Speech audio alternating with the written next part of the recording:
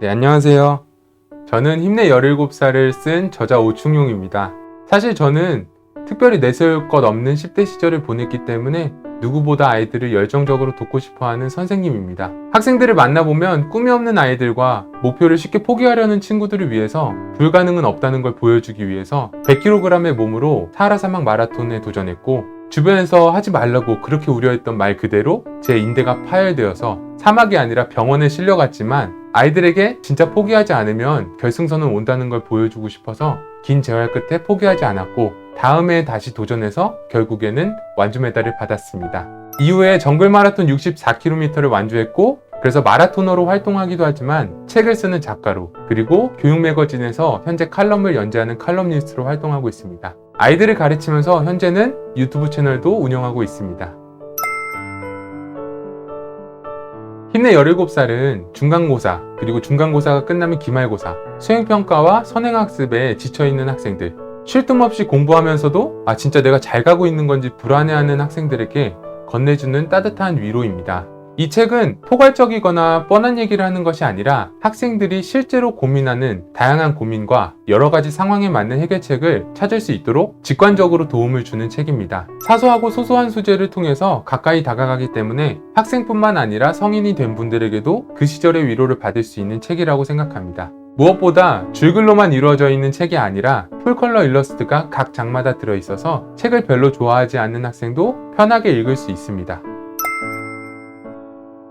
아이들이 책을 읽는 것을 싫어하는 것은 사실이기에 목차만 읽어도 한 권을 다 읽었다는 느낌이 들게끔 만들고 싶었어요. 그래서 정말 목차만 읽어도 된다고 책에 써놓았습니다. 예를 들어서 학생이 힘들 때 목차를 그냥 펼치기만 하면 됩니다. 현재 학생이 힘든 이유가 부모님과 싸워서라면 142쪽에 부모님과 싸우지 말고 라는 부분만 읽어주면 됩니다. 학생이 힘들 때 또 목차를 펼치고 그 힘든 이유가 게임 중독에 너무 빠져서 힘든 거라면 176쪽에 중독이 심하고 라는 부분만 읽으면 됩니다. 이렇게 꼭 한 권을 다 읽어야 된다 라는 강박관념에서 벗어나서 내가 힘들 때마다 목차를 펼치고 그 부분만 읽어주면 이 책을 잘 활용한다 라고 볼 수 있습니다. 청소년이 힘들 때의 모든 상황이 거의 다 들어가 있는데 그때마다 부모님이나 선생님이 하는 얘기가 잔소리가 되기 때문에 이 책을 학생들 곁에 두고 힘들 때마다 펼쳐보면 아마 진한 위로와 감동을 받을 수 있을 것 같습니다.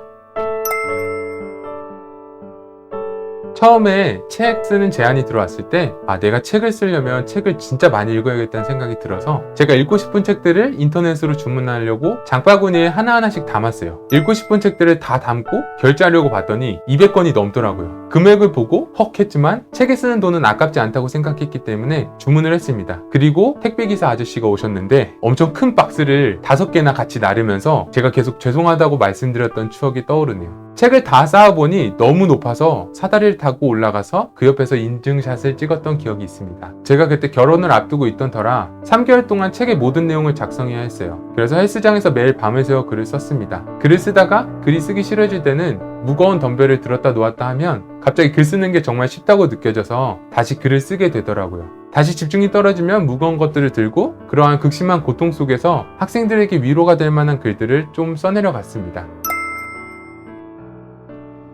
성적을 올리기 위해서 수많은 문제집이 있고 수많은 팩트포킹과 잔소리 속에서 아이들은 자신의 인생이 망했다고 단정지어버리고 포기하는 모습을 정말 많이 봤거든요. 하지만 단지 아직 밑그림을 그리고 있을 뿐이라고, 좀 지저분해도 상관없다고, 밑그림은 지워버리면 그만이라고, 지금 어떤 모습이든 상관없이 학생들이 시간을 통해 변할 수 있는 기회는 얼마든지 많다고 꼭 위로해주고 싶었어요. 너희는 어리기 때문에 가난한 사람도 아니고 어리기 때문에 불쌍하지도 않다고. 때로는 모든 게 내 뜻대로 되지 않을 때도 있고 노력이 우리를 배신하기도 하지만 세상에 헛된 노력은 없고 결국 그 노력이 실력이 될 테니 걱정하지 않아도 된다고요.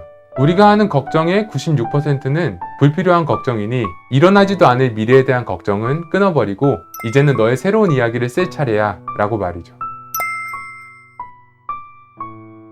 이 책이 나오고 나서 주변에서 힘내 30살, 힘내 40살도 써달라는 이야기를 진짜 많이 들었어요. 하지만 가장 힘이 되었던 건 학생들의 SNS 글이었어요. 어떤 한 학생은 저는 15살인데 고3 때까지 읽을 거예요. 이거 읽고 나니까 온갖 잡생각이 없어졌어요. 저의 자존감을 최대치로 끌어올린 유일한 책이에요. 라는 글을 봤는데 제가 책을 쓰면서 고생했던 모든 힘든 것들이 다 녹아내리더라고요. 또 다른 학생은 이렇게 내 마음을 잘 알아주는 사람도 있구나 싶어서 이 책을 읽고 진짜 많이 울었대요. 어떤 학생은 책을 읽으면서 진정 위로가 되었던 적은 처음이었어서 이러한 감정이 낯설었다 라고 표현해준 학생도 있었어요. 저에게는 학생들의 반응이 너무나 큰 힘이 되었습니다.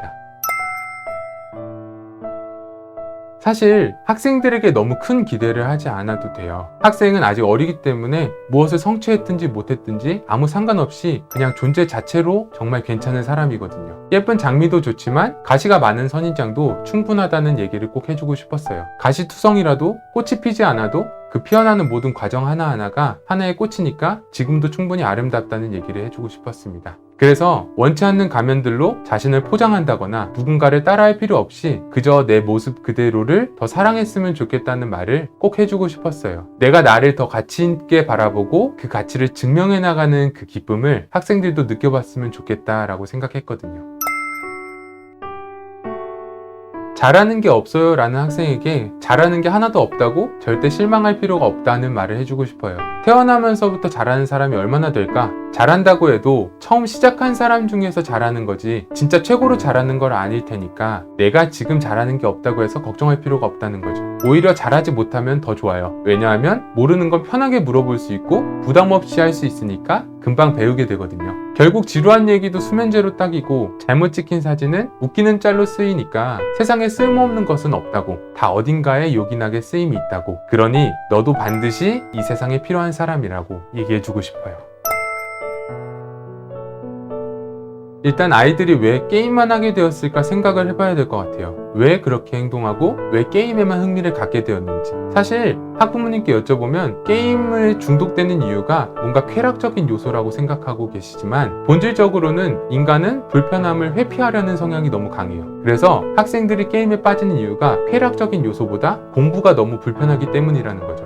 그 상황에서 게임을 하지 말라고 하면 더 안 좋은 결과만 나오게 돼요. 방해를 받으면 사람은 더 그 방해받는 목적을 달성하고 싶어서 그런 로미오와 줄리엣 효과가 발동되거든요. 공부가 너무 힘들어서 회피하려고 할 때는 사실 그 불편한 문제를 정면으로 마주하는 방법밖에 없어요. 다만 이 거대한 불편한 문제를 아주 작은 단계로 쪼개서 하나하나 실천하는 데 있어서 불편함이 없게끔 도와주고 격려해주고 괜찮다고 잘하고 있다고 주변에서 믿어주는 사람 한 명만 있으면 해결된다고 봐요. 결국에 게임이든 공부든 스스로 판단하고 결정하고 주도적으로 필요성을 느껴야 가장 강력하다고 생각하거든요.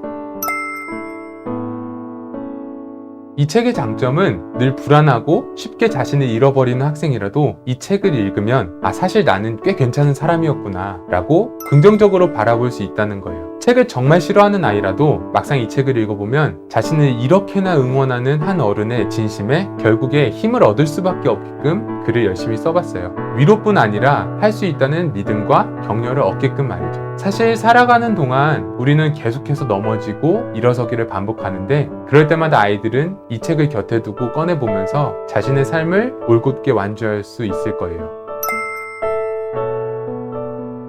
꿈을 이룬 위인들의 삶에는 언제 어디서든 끝까지 믿어주는 사람이 적어도 한 명은 있었다고 해요. 저는 다행히 그런 사람이 곁에 있었고 그분이 바로 저희 어머니였지만 수많은 학생들을 만나면 새벽까지 공부 스케줄을 꽉 짜놓고 졸지 말라고 옆에서 소리 지르는 학부모님들을 볼 때면 내가 이 아이의 믿어주는 그 한 사람이 되어줘야겠다고 다시 마음을 먹습니다. 획일화된 성공의 방법이 아니라 우리 학생들이 나름대로 각자 가지고 있는 방식으로 자신만의 알록달록한 인생을 즐겼으면 좋겠어요. 지금까지 힘내 17살을 쓴 저자 오충용이었습니다. 감사합니다.